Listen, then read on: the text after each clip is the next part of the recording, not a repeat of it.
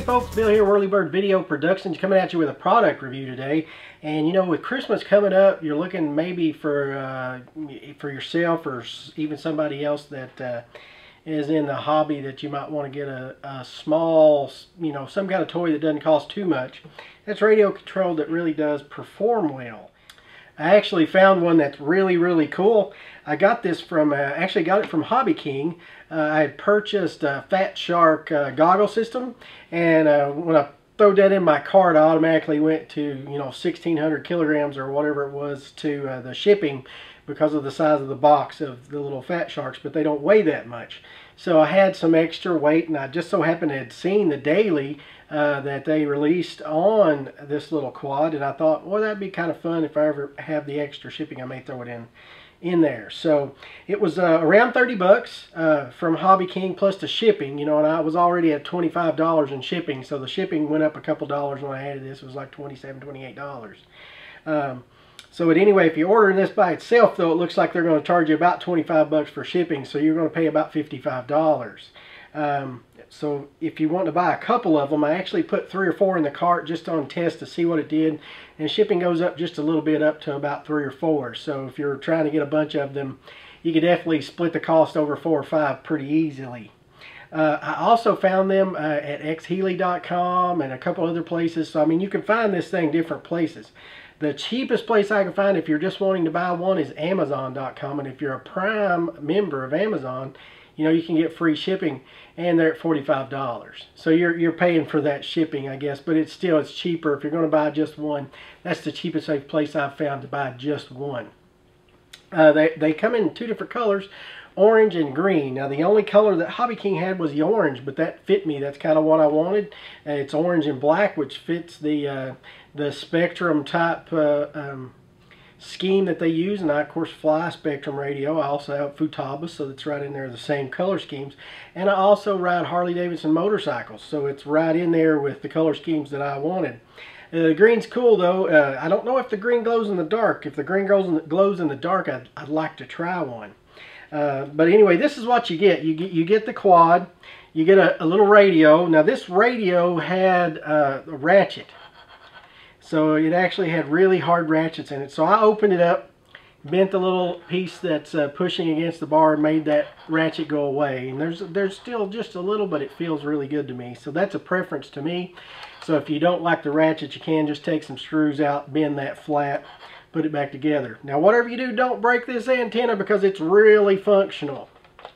I'm kidding. It's actually not even plugged up. When I took the back off, it actually fell out. So this is really just for looks. So the internal antenna is actually inside the radio. So it's not like you're going to be flying this thing off anyway. You're going to be flying it either indoors or close to you. And I actually went out and flew it in the wind a little bit, and it was fine. I flew it along with a bunch of guys that were flying the Nano QX, and then also the new one from Great Plains. That name of that one's have left me, but it flew just as well as theirs, and I think I actually handled the wind a lot better than theirs. But now it is a little bit bigger than that Nano. But I've really enjoyed flying it, and it really does do well, this little ball. So if you crash around, you know, you can just take right back off, and it works really good. I actually got to go over to a gym last week in flight, and we actually flew it up and into the ball go, the basketball go, and flew it down in there and actually flew it back out, and then I actually flew it in and made it almost through the net, and it caught, and I had to kind of reach up and pull it down with a pole, but I got it out of there. So back to what comes with it. So you got the radio, you get one battery, and you get a little USB charger. And this little USB charger is pretty neat. Charges one battery. But how do you have more fun with it? Well, you buy extra batteries, right? So I actually went out and purchased, and I've got it all hooked up because I'm actually charging right now. I actually purchased a little Walkera one, also from Hobby King at the time. And the reason I did is it charges 2 batteries at once, and I thought, you know, that's how you have twice the fun, is have 2 batteries charged. And it's a USB charger as well, and I bought another 350 milliamp battery. This is the Walkera battery, and this one is a Nanotech 260 milliamps. The Nanotech was on sale for like $1.89 or something, so I wanted just to try it. And I think, excuse me, I think the Walkera was maybe $1 higher. The walk air definitely flies about a minute, maybe a minute and a half, even 2 minutes longer than the Nanotech, but the Nanotechs were cheaper. In my opinion, I'd probably just buy the little 350s. That way you got the same amount of flight time with all of them, or buy all of these. If you could get the 350s in these, I would probably try the Nanotechs, but I couldn't find them when I was buying them on the site. So this was about $5, the little charger. So, you know, for right around $40 when I purchased it, I got extra batteries and this. And I'm charging, you may say, well, what the heck's he charging that off of? This is the Hobby King USB LiPo checker, and it has a USB connector on it. I think I may have said that wrong. It's the USB charger / LiPo checker. So you just plug that into any LiPo. I just so happen to have a big 6 cell, because when we went to the gym the other day, I was like, well, I need a power source to charge this thing. And I said, well, I'll just charge it one of my helicopter batteries. That'll charge me all day. So you can see I actually charged all day the other day at the gym, and I'm still at 4.11 per cell, looks like there. So it's doing it. I've charged, I don't know, 4 or 5 times, so 8 or 9 batteries off of it. The little lights indicate that it's charging. When the lights go out, that battery's done. And of course I got the extra one that came with it, but I only have one little USB slot, so that's charging. And that's going to be done here in a moment, and we'll actually kind of fly it around with you a little bit, kind of just show you a couple tips that I've learned to take off. Take off generally the hardest part. Once you get took off, it's really stable. It flies really good. And then driving around the ground, it's an absolute blast. And it's really cool when somebody there's watching you and you run up to the wall and then you roll up the wall. They get a kick out of that. Again, it's just this little cage is all snapped together, and it's pretty durable. So I mean, you can bounce it. I've crashed it from way up on the ceiling of the gym the other night all the way down, and it's doing really, really well. So it makes it cool to fly indoors, fly around obstacles and that kind of thing. And if you do hit it, generally, you know, you're just going to fall down on the ground. It may end up like this, but you give it a little gas and she'll pop back over and you can take back off. So it's really, really handy in a tight enclosed space. So let me put the battery in and go ahead and get everything turned on, and I'm just going to pick it up and kind of hover it for you a little bit. I'm on the camera myself today, so I can't really follow it around the room any, so I'll try to just kind of hover it right in front of you a little bit. To see it fly, you can go back to Hobby King's website and their daily that they did, and he flies it around fine, so you can see there. So we're going to fly it there just in a second, but first of all, I just wanted to go over, you know, our 5x5 system and the rating systems. The first one, of course, is instructions. Well, this thing, you really didn't need it, but it did come with a little instruction manual.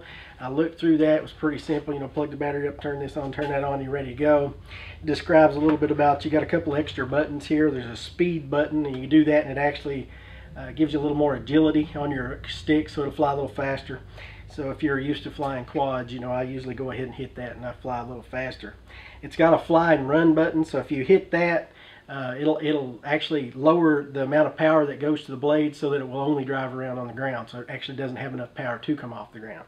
And you hit that again, and then of course you got full power again, and you can fly or drive. You just have to use throttle management to stay on the ground. So the instructions were good. They were in English. I give it, you know, a 5 on that one. And then the second criteria, the assembly would be our second criteria, where there's not much assembly. Again, it was put the batteries in it, and this is how it works. So I give that one a 5. I mean, it was great. So it went together well. The batteries went in easy. I mean, if we're going to talk about assembly, that's really what I had to do. So number 3 was, how does it perform? You know, I have to give it a 5 for the amount of money that it is. And of course, I know that's another criteria down the road. But if this was $100, it flies really great. I would have gave $100 for it. Of course, I'm glad I didn't have to. Basically half of that. So I give it a 5. The fourth, is it a quality product? Well, I have to give that a 5 so far. I mean, I've flown it quite a bit outside, indoors. I've crashed it. I've flipped it over. I've done a lot of stuff to it, and it's still going. So I have to give that a 5 too. We're coming up on a perfect review here if we get that next 5th one. And that 5th one's value for the money. And again, I mentioned that I would have paid $100 for it if I would have had to have. So I mean, I have to give that a 5. I keep reaching for my cell phone because I got my notes over here, and I need a whiteboard, and I'll get there eventually. But at any rate, I do give the value for the money is a 5. So this particular product, 5x5, we get 25. So if you're looking for something for Christmas, or you're just looking to have a lot of fun, don't hesitate to buy one of these. Now let me hook up the battery, and we'll fly it just a little bit for you. The battery just slides right in like most of the typical little bind and fly stuff that you find all over the place. Most of this stuff is pretty easy, slides right in. You keys up, but I always pay attention to my red and black wires to make sure that I'm not trying to force it in. It is plastic, so I think I could probably force that. I'm going to go ahead and turn my radio on, don't I? So once you got to get all that in, go ahead and turn it on. Sometimes you have to start this thing up. You'll have to maybe turn your radio on or off. I think it may be just a throttle that it's not seeing, because I think maybe where I took that ratchet out, I got to kind of hold that down just a little bit. You'll see the LEDs light solid, and that means you've got it. And you can see I've given a little gas there, and I've got throttle. So what I'm going to do is try to take off, which I mentioned is one of the hardest things to do with this thing. And the way it is because of the way it sits. If you'll notice, the way it's sitting in the cage, it's leaning back, so that means it's going to want to try to go back.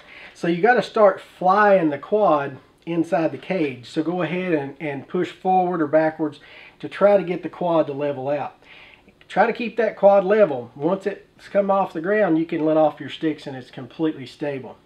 So again, taking off is just a little bit hard to get used to. Once you get used to it, it's really simple. So let's try to take off. I'm going to put full stick on it here because a really short distance. If a lot more distance, it's even easier. But I want to try to get that quad level as quick as possible.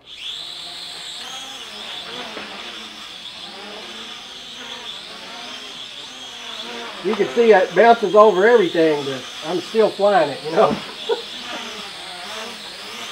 And once you get it up, you know, and quit bouncing off things, it's really stable and it flies really good. But that's probably pretty loud in the camera there.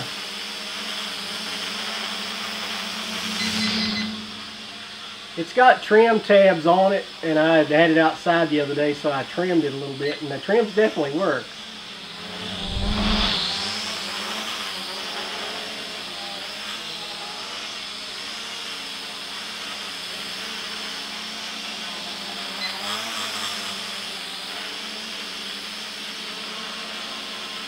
So that's hands off right there. I'm losing a little altitude, a little bit of drift, but I got a ceiling fan going in here.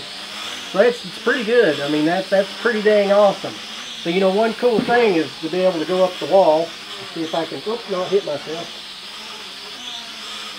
Go up the whirlybird sign here.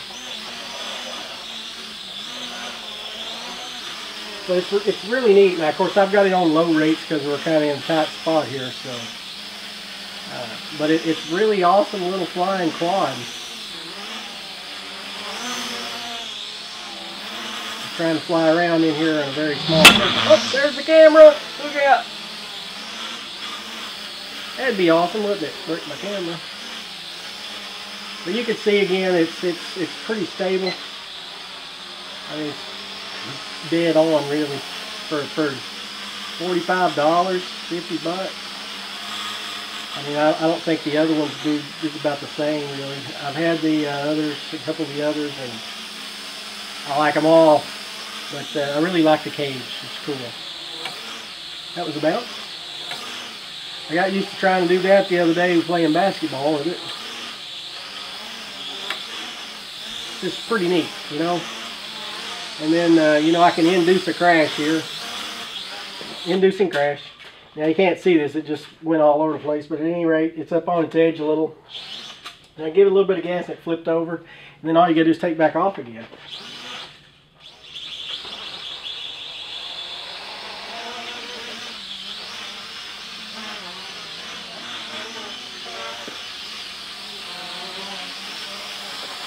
But I think that part's really neat. The fact that it, you know, if you crash over and hit the TV or what have you, you don't have to go get it to turn it right side up. You just kind of mess around with it a little bit. You can see on that little crash there, it slid out my battery pack a little bit, so I was having to fight that, and it still managed to do okay.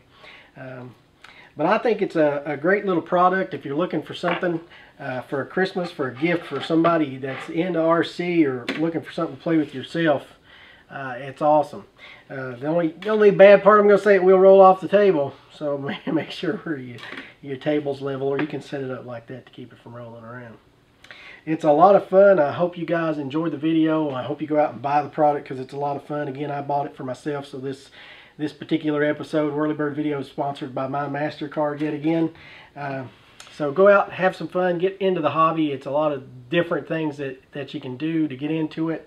If you need any questions, be sure to shoot them my way. I'll be glad to answer them. If you've got a local flying club, go out and see them. There are no doubt a lot of nice guys there.